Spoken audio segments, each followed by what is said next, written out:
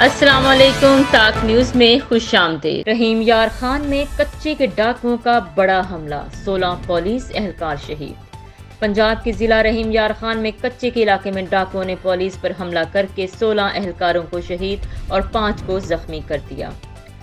ڈاکوؤں نے ماچکھا میں پولیس کی 2 گاڑیوں پر اس وقت راکٹوں سے حملہ کیا جب وہ بارش کے پانی میں پھنس گئی تھی۔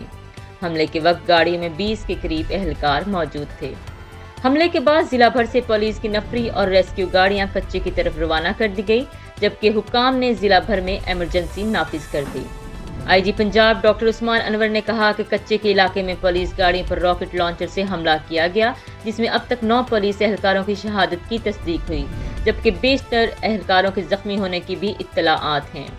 وزیر اعلیٰ پنجاب مریم نواز نے حملے میں پولیس اہلکاروں کی شہادت پر دکھ کا اظہار کیا اور لاپتہ اہلکاروں کو بازیاب کروانے کے لیے آپریشن کا حکم دے دیا۔ صدر مملکت آصف علی زرداری نے پولیس قافلے پر حملے کی مذمت کرتے ہوئے شہداء کے لواحقین کے ساتھ تعزیت کا اظہار کیا۔ صدر مملکت نے کچے میں جرائم پیشہ افراد کے خلاف سخت کارروائی کی ضرورت پر زور دیتے ہوئے کہا کہ پولیس اور قانون نافذ کرنے والے اداروں پر حملے برداشت نہیں کیے جائیں گے۔